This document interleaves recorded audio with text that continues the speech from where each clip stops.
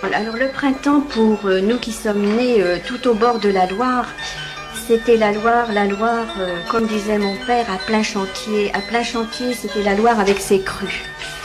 Et pour nous, c'était aussitôt la pêche. Alors la pêche, les lamproies, les civelles et les aloses. La lauze est un poisson qui est de la famille du hareng, de la sardine.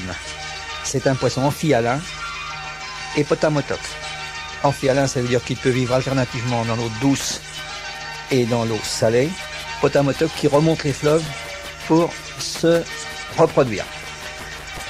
On distingue ici deux grands types d'aloses, Alosa alosa et Alosa finta. Alosa alosa, on l'appelle alose tout simplement. Alosa finta, on l'appelle couvert, c'est l'alose feinte. On l'appelle couvert. C'est appelé, dans la Basse-Loire, c'est appelé gigadin, c'est appelé tremble, c'est appelé, ça a plein de noms. Le nom local ici, c'est corneau. Je pense que ça vient du fait qu'on mangeait seulement les œufs qu'elle avait dans le ventre. Elles étaient cornées quand elles avaient des œufs dans le ventre. Coquet ou corné selon les coins. C'est un petit poisson, c'est Alburnus, la blette, parce qu'elle est blanche, vraisemblablement. La blette est un tout petit poisson qui aime les eaux vives, mais qui vit aussi dans les eaux mortes, à condition qu'elle soit suffisamment pure. Ça se présente sous la forme d'un fuseau, une feuille de saule allongée, extrêmement brillant, extrêmement vif, extrêmement vorace. Ça, c'est un poisson de surface qui se nourrit de tout ce qu'il peut trouver. Il est un peu omnivore, aussi bien des graines, mais il préfère quand même les insectes qui tombent à l'eau.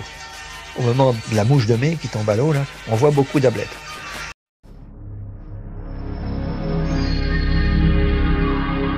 Le boer, ça c'est le premier poisson que j'ai dû prendre quand j'étais petite fille.